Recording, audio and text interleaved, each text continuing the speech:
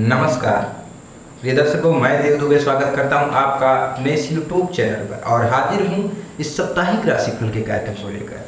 प्रिय दर्शकों, हम जानेंगे इस सप्ताह कौन से वह ग्रह हैं जो हमारे कर्क राशि के जातक हैं उनको प्रभावित करने वाले हैं, अर्थात लाभ प्रदान करने वाले हैं, और कौन से वह ग्रह हैं जो बेहद हानिकारक सिद्ध होने वाले अर्थात हानि पहुँचाने वाले हैं।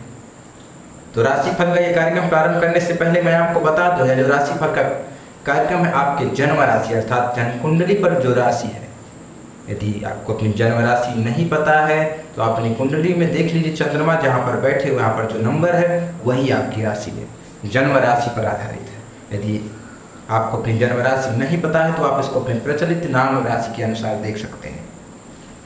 तो चलिए वार के स्वामी नवग्रहों को नमन कर यह राशिफल का कार्यक्रम प्रारंभ करते हैं। और सबसे पहले हम लोग बात करेंगे स्वास्थ्य हेल्थ की।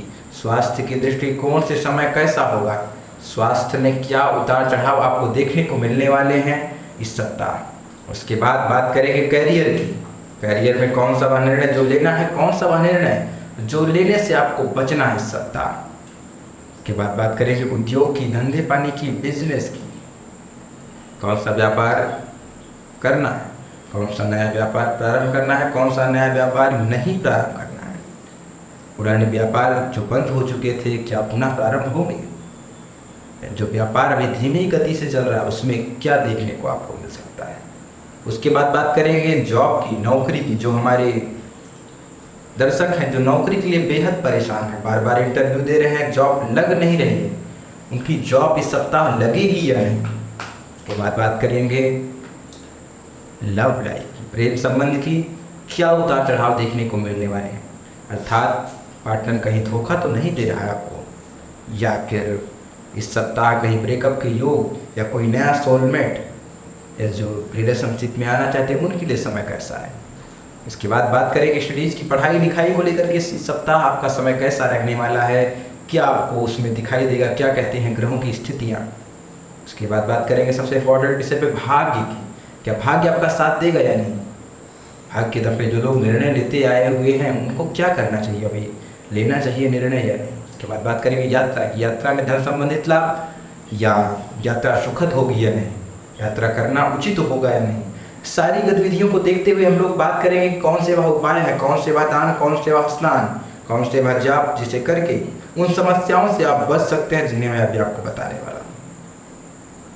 तो राशिफल का जो कार्यक्रम है हम लोग प्रारंभ करते हैं। जैसा कि आप देख रहे हैं कर्क लग्न का चार्ट आपके सामने है। लग्न में सूर्य और गुरु ट्रांजिट कर रहे हैं, चंद्रमा की राशि में फर्स्ट हाउस में है, और शास्त्रकार कहते हैं किं कुर्वन्तु ग्रहाः सर्वे यस्य केंद्रस्य बृहस्पति, अर्थात सारे ग्रह क्या करेंगे जब केंद्र में बृहस्पति स्वयं ट्रांजिट कर रहे हैं, वहीं हंस योग का निर्माण कर देते हैं। देवगुरु बृहस्पति यदि लग्न में, फोर्थ हाउस में, सेवन्थ हाउस में या 10th हाउस में, ये चारों केंद्र हैं, इनमें ट्रांजिट कर रहे हों या बैठे हों कुंडली में, तो बेहद उत्तम संयोग है, बहुत ही अच्छा योग।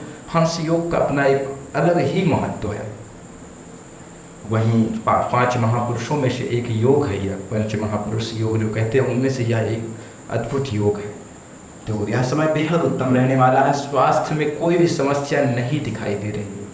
वहीं बात करेंगे तो सारे काम आपकी सप्ताह बनने वाले हैं, अर्थात कैरियर में जो भी निर्णय आप लेंगे वो आपके पक्ष में होगा।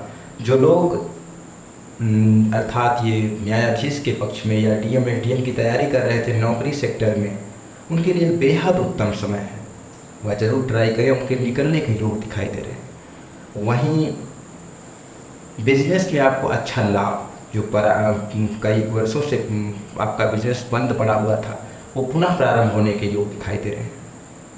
आपको बिजनेस में लाभ भी होगा 100%। इस सप्ताह जो ग्रह की स्थितियाँ बेहद खास हैं आपके लिए। जॉब में आपको लाभ होगा, जॉब लगने के योग दिखाई दे रहे हैं, जॉब में प्रमोशन के योग दिखाई दे रहे हैं, जॉब में ट्रांसफ़र के योग दिखाई दे रहे हैं, अर्थात यह सप्ताह आपके लिए बहुत ही अद्भुत है, बहुत ही अच्छा सहयोग है ग्रहों की।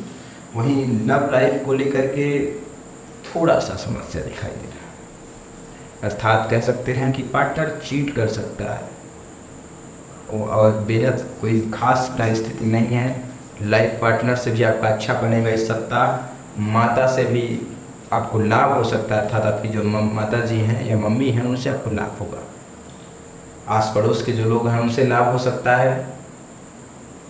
बात कर लेते हैं स्टडीज़ की, पढ़ाई के लिए। सप्ताह आपके लिए पढ़ाई का जो है खास बेहद सिद्ध होने वाला है। पढ़ाई में जो भी आप सप्ताह पढ़ेंगे वह आपको जीवन पर्यंत याद रहेगा। अर्थात ग्रहों की कुछ ऐसी स्थितियां हैं जो ट्रांजिट कर रही हैं आपके लिए बेहद लाभकारी है। वहीं बात करते हैं लक की, क्या भाग्य आपका साथ देगा या नहीं? तो जी हाँ, बिल्कुल नहीं। भाग्य इस सप्ताह आपका साथ देने वाला नहीं है, अर्थात साथ नहीं देगा, क्योंकि शनि आपके 9th हाउस में गुरु की राशि में ट्रांजिट कर रहे हैं। और दर्शकों, मैं एक बात हमेशा कहा करता हूँ, शनि जहाँ पर भी बैठते हैं उस भाव के फलों को बड़ी धीमी गति से, अर्थात भाग्य साथ देगा लेकिन धीरे धीरे, जहाँ पहले आप कोई भी निर्णय लेते थे आपको उसका रिजल्ट तुरंत मिल जाता था, वहीं धीरे धीरे इसका आपको रिजल्ट मिलेगा। तो इस सप्ताह, उसके बाद बात करते हैं यात्रा संबंधित आपको धन से लाभ हो सकता है। यात्रा में आपको धन से लाभ हो सकता है। यात्रा में कोई भी समस्या नहीं, चाहे बिजनेस संबंधित हो या किसी भी संबंधित आप यात्रा करना चाहते हैं तो आप कर सकते हैं। उसमें आपको निश्चित ही 100% लाभ होगा। अब बात कर लेते हैं कौन सा वह उपाय है, कौन सा वह दान, कौन सा वह स्नान जिससे करके आप बच सकते हैं उन समस्याओं से जिन्हें मैं आपको बताया। सबसे पहले मैं आपको बता दूं, जो नौकरी इत्यादि की तैयारी कर रहे हैं, गवर्नमेंट जॉब की तैयारी कर रहे हैं किसी भी सेक्टर में, उनके लिए एक ही उपाय है। सूर्योदय से पहले उठना है, हाथों में घड़ी पहनना है और भगवान सूर्य को अर्घ्य प्रदान करना है पीतल के लोटे में लाल चंदन डालकर, क्योंकि सूर्य हमारे आत्मा के कारक हैं। और जब आत्मा ही आपके वश में नहीं है, आत्मा ही आपका साथ नहीं दे रही है, तो आप कितने भी कोई भी ग्रह का उपाय आप कर लीजिए, आपको लाभ मिलने वाला नहीं है। इसलिए प्रयास करिए सूर्योदय से पहले उठने का, पीतल के लोटे में लाल चंदन डालकर ओम घृण सूर्याय नमः इस मंत्र का जाप करते हुए चढ़ाइए। कर सकते हैं तो 108 बार इस मंत्र का जाप करें। उसके बाद आपको क्या करना है, चंद्रमा को दूध से अर्घ देना है रात्रि काल में।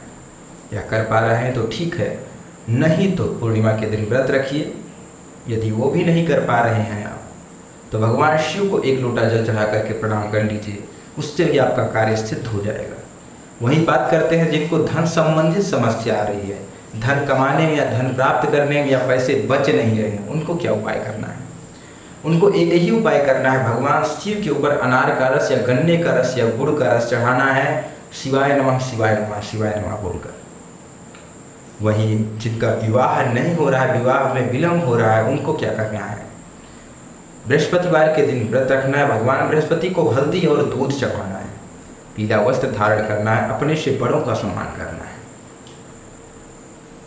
और यह कार्यक्रम यदि आपको पसंद आ रहा है तो हमारे चैनल को सब्सक्राइब कर लें और कमेंट बॉक्स में जो भी आपका कन्फ्यूजन आपको हो रहा है उसको आप बताएं और शेयर करें, कमेंट करें, क्योंकि ज्ञान की सार्थकता तभी है जब उसे आगे बढ़ाया जाए।